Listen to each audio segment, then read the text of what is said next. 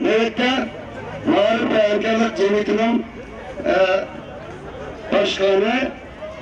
başkanımız, reisimiz, Hidayetullah Oğuzhan'la bütün müzik kardeşlerimizin heyetini tebrikleş münasebetiyle mikrofonga değerkirimiz. Hemen yönlükte bana bu söz olsun. Kıymet.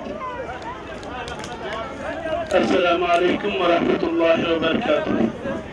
Aziz muhterem hemşehrilerim, septaşlarım, kıyındaşlarım, ağaçsına persentlerimiz hemmeylenge Allah Teala öz fezli ve bereketini, faziletini, feyzini nasip etsin.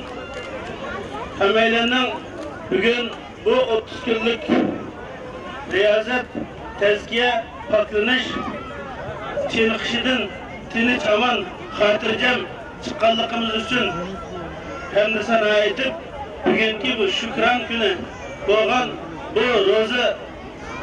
rozi heyetida birlikte bir yerde bir meşrepte oturuşka nisipleyen Allah Teala'ya hem de sanalar ayetimiz.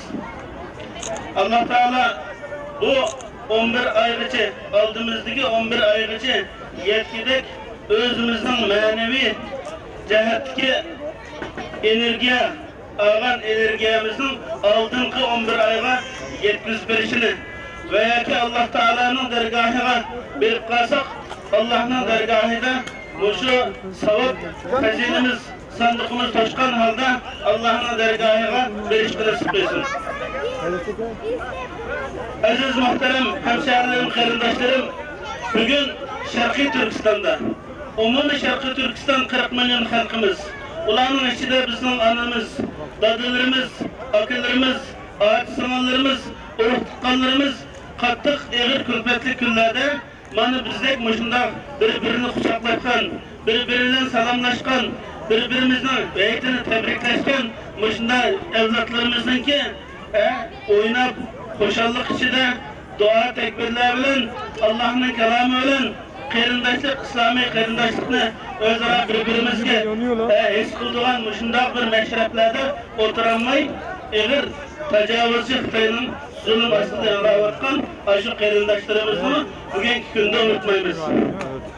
Elbette bugün Şarkı Türkistan Müslümanlarının duç kelavatkan, yaşavatkan kıyınçılıkları ve bizim bu Şarkı Türkistan sırtında, hicrette, gurbette, miskinlikte, himayesizlikte derbeder bulup yürüyotkan sizlere bizdek muhacirlarımı bugün oynaşka, külüşke, yayraşka doğru kelmeyen haldımı bu Allah Teala'nın bizge kıygan inamıdır. Allah Teala'nın bizge kıygan inamı tüpeyli, Allah'a boğan itaatimiz tüpeyli bu şükranını kabul kılımız ve Allah Teala'ya hem de sana aitimiz. Aziz kıyındaşlar, ben Allah Teala'nın bir bizge talimatları boğan ayetlerden bir ayetini okup öteptüm. وَاَعْتَسِمُوا بِحَبْلِ اللّٰهِ جَمِيعًا وَلَا تَفَرَّقُوا وَاذْكُرُوا إِذْ كُنْتُمْ أَعْدَاءً فَأَلَّفَ بَيْنَ قُلُوبِكُمْ فَأَصْبَحْتُمْ بِنِعْمَتِهِ إِخْوَانًا وَكُنْتُمْ على شفا حفرة من النار فَأَنْقَذَكُمْ مِنْهَا. Ey müminler! Size biz Allah'ın merhameti fezli bulmağın olsaydı bu ittifaksızlıktan ibaret. Cehennemnin çunkurunun livi girmeki boğan bu Allah'ın azabıdan kılanmağın buluttuk. Demek ki Allah Teala birlik beraberlikке, özünün argamçısı boğan Kur'an ve sünnetke, İslami kıyındaşlıkka, İslami sepke, birlik beraberlikki çağırılgan bu yergi kelgelliklerge Allah Teala deydi ki, hatırlanla ki, özara birbirini yiyen çıkanda, özara birbirinin uruşkan, cidelleşken, taşlaşkan, jiraklaşkanda nemege okşattı?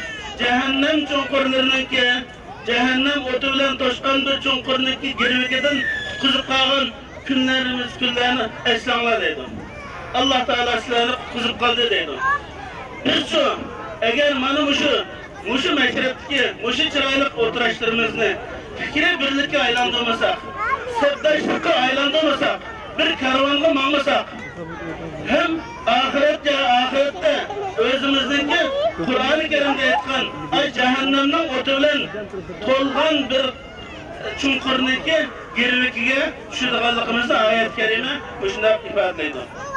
Onun için ikincisi bugun real hayotda biz yuqorida deyilgandek 40 milyon xalqimiz Sharqiy Turkiston musulmonlari vatan ichida yeniyotirdi, izilayotirdi, dafsanda qilinayotirdi, xorinayotirdi.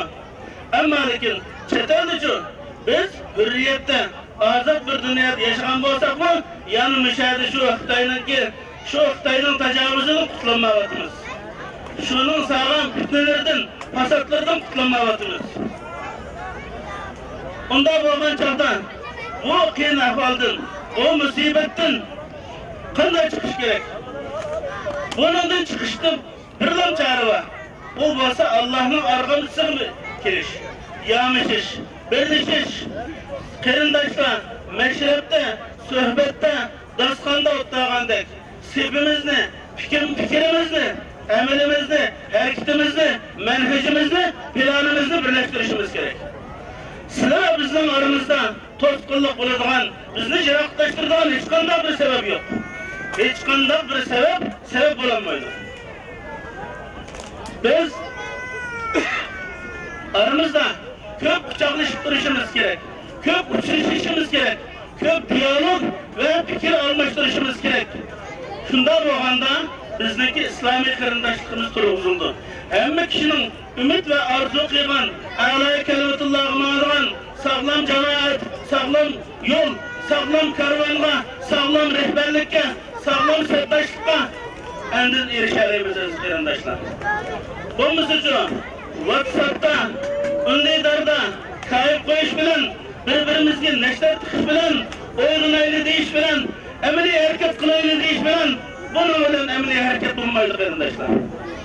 Emeli hareket, septi birlik, fikirde birlik, yolda birlik, menhec ve planda birlikten bulunur. Bu birliklerin hemmisini jiraktan turup, birbirimizden kaçıp turup, gözümüzden yumup turup, tamның kayniga o'tib turib, bir-birimizni tillab turib, bir-birimizni eshittirib turib qilmaymiz aziz qarindoshlar. Buning uchun bir-birimizni to'yish kerak, qarindoshlik turg'izish kerak. Bu qarindoshlik bu o'zicha bo'lib qolmaydi. Bir-birimizni izlagan chaqda, fikr almashtirgan chaqda, to'lagan chaqda, sabdoshlashgan chaqda, andin bu kuch, bu birlik o'tirib chiqadi. Bu birlik haqiqiy birlik o'tirib chiqqan bo'lsa, bugun biz qaqshayotgan, yig'layotgan, shikoyat qilayotgan illatlardan qutulishga bir yo'l ochamiz qarindoshlar. Alloh taolo bu birlikimizni amaliy birlik qilsin. Inshaalloh vatan ichi va sirtidagi barliq Sharqiy Turkiston musulmonlarining umuman deb aytganda ummat islomiyaning qiyinchiliklarini Alloh oson aylasin. Aziz muhtaram qarindoshlar, oxirda bir narsani ilaveten geçip koymayın. Ben bir qancha WhatsApp gruplarında var ve başkalarının gruplarının kulak misafir olup anlap kalıman. Ama qarindoshlarimiz birbirimizni o'ynamayli. Vatanda qarindosh mustazak aciz singillarimiz, qarindoshlarimiz, ota-onalarimiz Xitoyning qo'lida dafsanda bo'lyotdi deb shikoyat qilyapmiz. She'rlarni o'qiyapmiz.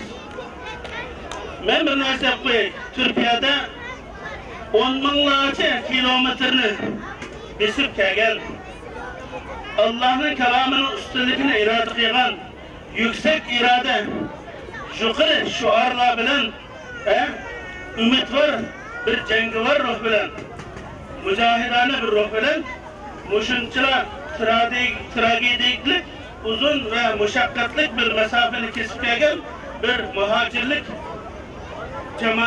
cemaati o'tirg'i chiqdi. Bu Allohning fazli karami.